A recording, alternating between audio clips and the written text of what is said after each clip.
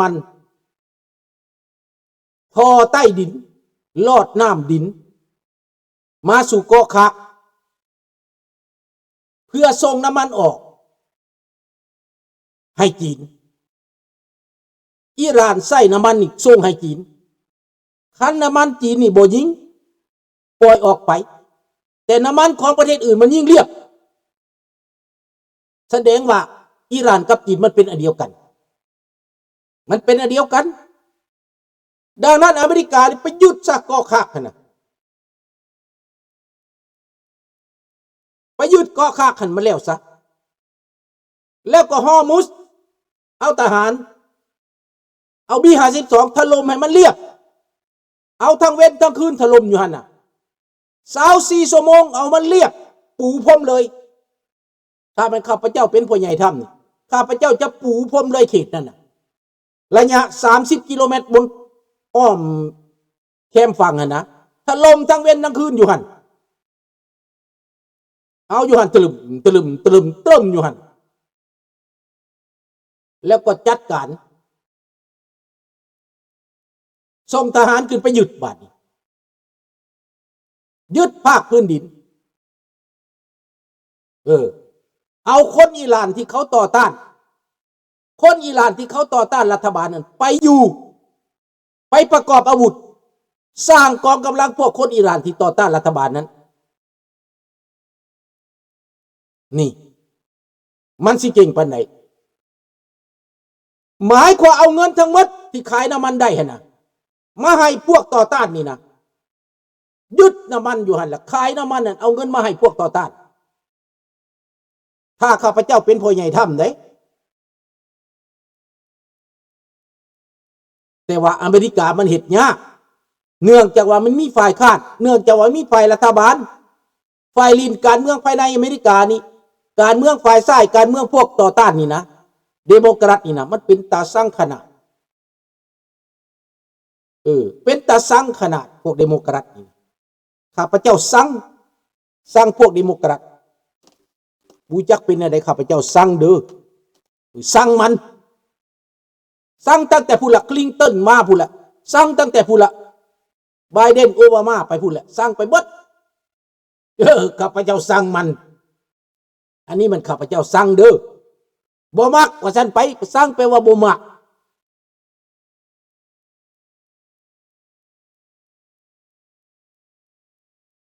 นี่มันเป็นแบบนี้พี่น้องเรื่องที่เฮาจะเว้าแต่ว่าในโลกนี้คันผู้ใดเป็นโจรคันผู้ใดเป็นผู้ร้ายแบบนี้นะเขามักไปย่องย่อเขามักสนับสนุนได้พวกเผด็จการนี่นะเขามักไปเอี่ยวได้เขามักไปเข้าข้างได้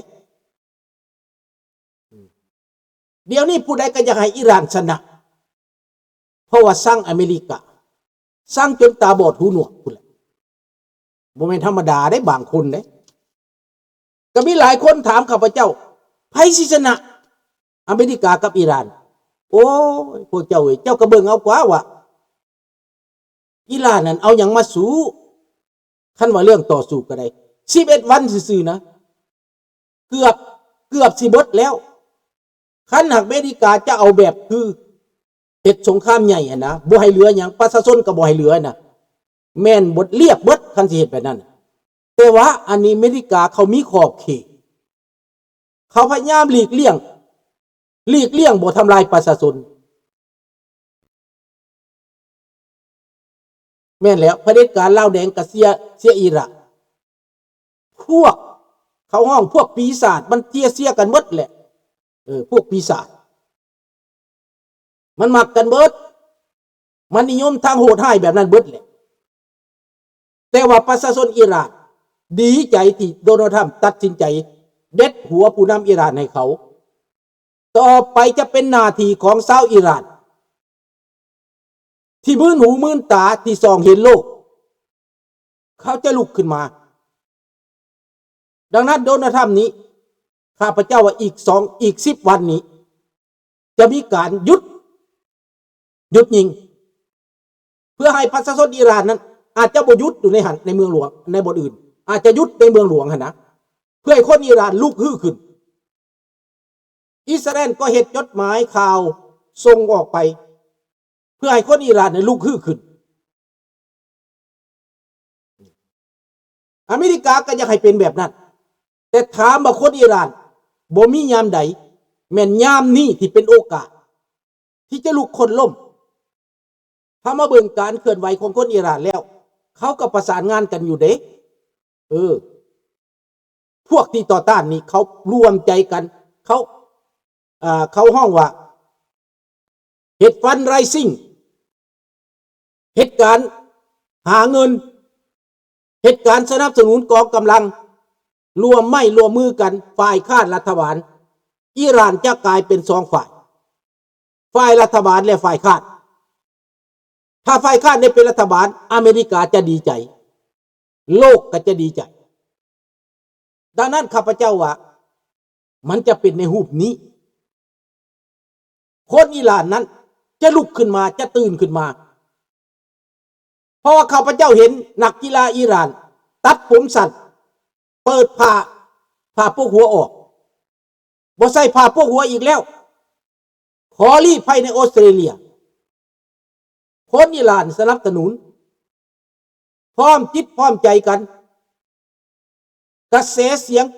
ประท้วงรัฐบาลนี้ยังรอท่าโอกาสนี้หลังจากระเบิดเซาตกใส่ประเทศอิหร่านคนอิหร่านจะออกมาถ้าจะแก่ยาวไปเขาก็จะอึดอาหารเขาก็จะมีผลกระทบทางด้านอาหารการกินดังนั้นโดนัลด์ทรัมป์ต้องเร่งให้จบภายใน10 วันข้าพเจ้าเดาเด้อจะ10 วันหรือบ่แต่ว่าข้าพเจ้าเดาว่าอีก10 วันนะเพราะว่าหากเหตุสงครามมาได้11 วันหนึ่งรวม10 วันก็เป็น20 วันประมาณนั้นแต่โดนัลด์ทรัมป์นี่คาดว่าเป็นเดือนกว่าพุ่นไหนจะยืดไปเดือนกว่าพุ่นไหน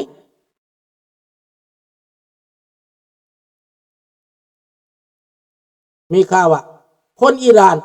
เขากลัวกลุ่มอำนาจใหม่หรือเปล่าลุงเพราะเขานับถือศาสนาอย่างสุดดิ่งมากบ่แม่นอันนับถือศาสนามันถูกบังคับแบบเดียวคือประเทศลาวถูกบังคับนั่นแหละมีข่าวประเทศลาวถูกบังคับให้บูชาลัทธิคอมมิวนิสต์ไม่ใช่คนทั้งประเทศที่เขาจะไปยอมอันนี้ก็คือกันเขาถูกบังคับถ้าผู้ใดบ่ใส่ก็ถูกฆ่าถูกแกงไม่ใช่เขานับถือศาสนาไม่ใช่มันถูกบังคับถูกกดขี่ข่มเหง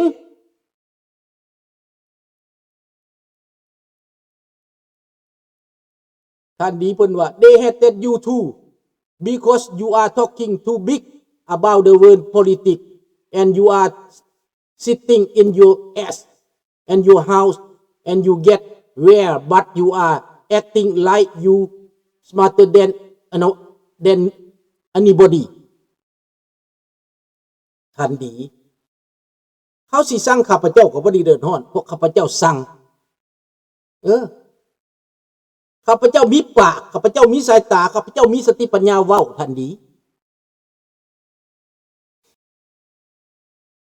มันบ่ได้พิษกบาลหัวผู้ใด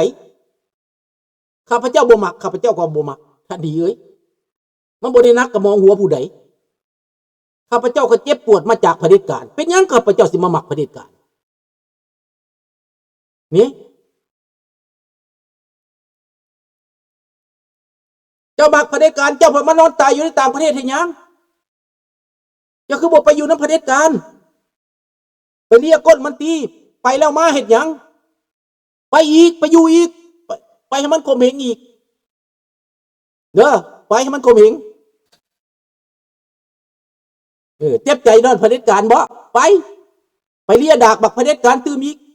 บักลาวแดงมันรอท่าอยู่ไปเด้อท่านดีเด้อมันสิย่องย่อดอกมันสิให้ใบย่องย่อดอกเด้อไปโลดข้าพเจ้ามีสิทธิ์สั่งเพราะมันเฮ็ดกับข้าพเจ้าเจ็บปวดมาจังหันข้าพเจ้าจำได้ข้าพเจ้าจื้อได้กับลัทธิเผด็จการข้าพเจ้าบ่ข้าพเจ้ามักประชาธิปไตยคือประเทศแคนาดานี่ข้าพเจ้าจะมานั่งเว้าในประเทศแคนาดา มันสินักกับบานหัวผู้ใดเนี่ยมันอยากเกลียดมันอยากสร้างข้าพเจ้ากับบริแค่มันแม่นบ่น้องจันทวีนะท่านดีก็ไปคิดเบิ้งสมองท่านนั่นบ่แม่นสมองกบตัวท่านก็ได้สมองคนตัวหนีตายมาเห็นหยังจะหนีมาเห็นหยังหนีมาอยู่เมืองนอกหนีมาเห็นหยังมักเขาไม่นี่ก็อยู่น้ำมันสันตัวมาเห็นหยัง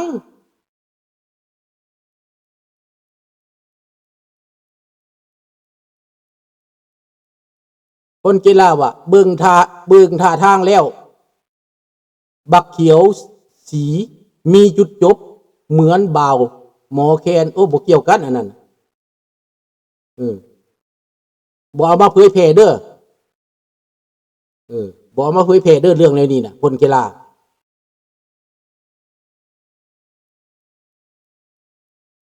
เขาอยากฆ่าอยากแกงให้เขาฆ่าโลดเขาจะเป็นฆาตกรเข้าใจบ่อยู่เมืองลาวแล้วเขาบ่เผยแพร่กันนี่บ่มาส่งเสริมอีกบ่มาโฆษณาให้มันอีกมันจะฆ่าตายฆ่าไปโลดเขาบ่สนใจนักแผ่นดินฆ่าไปโลดลูกหลานของมันเองมันฆ่าไปแล้วแม่นมันเสียบ่แม่นเฮาเสียนะลุงก็บอกแล้วบ่ต้องออกมาเว้าบ่ต้องออกมาว่าอยากเผามันโลดอยากเฮ็ดโลดบ่ต้องเว้าสิไปเว้าเฮ็ดหยังมันบ่จำเป็นเว้าในต่างประเทศนี่นะเห็นหน้าตีนหยัดกระโลดพุ่นมันจังได้มันจังสิแล้วไปเบิ่งหน้ากันบ่ติดนะเอาปานนั้นพุ่นนะมึงเป็นศัตรูกูก็เป็นศัตรูมึงเท่านั้นแหละเอ้ยอันนี้แลนไปฉลองเฉลิมฉลองวันที่2 ธันวาคราชมาเฉลิมฉลองวันอพยพอีกบักหน้าตัวเมียบักซาดควายบักซาดหมาพวกอีโปเกรซีพวกสันดานสัตว์มึงสิตายวะมึงว่ามึงเป็นลาวคือกันวะสัตว์มีสิทธิมนุษย์วะสัตว์สิทธิพ่อสิทธิแม่มึงวะไปเฉลิมฉลองวันที่2 ธันวาวันที่เหยียบย่ำวันที่เข็นขาคนลาวคนลาวล้มตายเป็นครึ่งประเทศหนีผัดบ้านผัดเมืองป้าเฮือนป้าซานป้าพ่อป้าเมมาแล้วมันไปเฉลิมฉลองวันที่2 ธันวาเยาะเย้ยสาธุไอ้พวกผีหานี่มันตายดับพวกใดที่มันทรยศนั่นน่ะให้มันมีอันเป็นไปพวกเจ้าคิดว่ามันถูกวะนี่ตายมาเป็นหยบไปแล้วไปฉลองวันที่2 ธันวาบักนาเลียมบักนาจืดอีนาเลียมสู้ตายหิววะสู้อึดสู้อยากวะเกิดมาสู้บ่ได้กินผีข้าวสากวะสิทำตาเป็นคนดี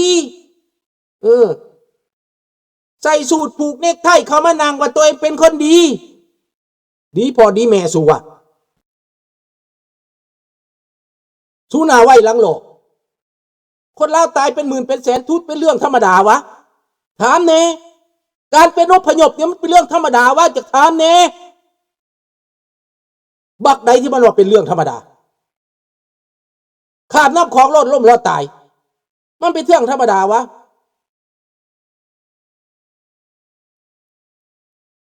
มึงบ่พอใจมาพังตายหามึงยังบักนี่น่ะมึงออกไปแม่ไปมึงบ่ต้องมาฟังบักเว้นหาห้อยกูจักมึงอยู่หรอกว่ามึงแม่นไผน่ะกูจักแต่กูบ่จะเว้าซื่อเท่านั้นแหละกูจักเฮาสิตายเพราะแห้งอะไรยังบ่ตื่นมัน10,000 ปีมันสิ100 ปีก็อยากกูได้ปากกูได้เว้าการต่อสู้บ่มีวันจบความจริงคือความจริงมึงเข้าใจแล้วบ่บักเข้าบักเว้นหาห้อย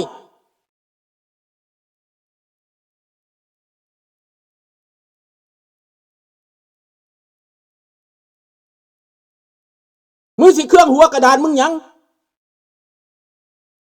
มึงไปเป็นเขียวคอยขี่ขาแก้วพุ่นที่มึงบ่อยากให้ไผเว้านะ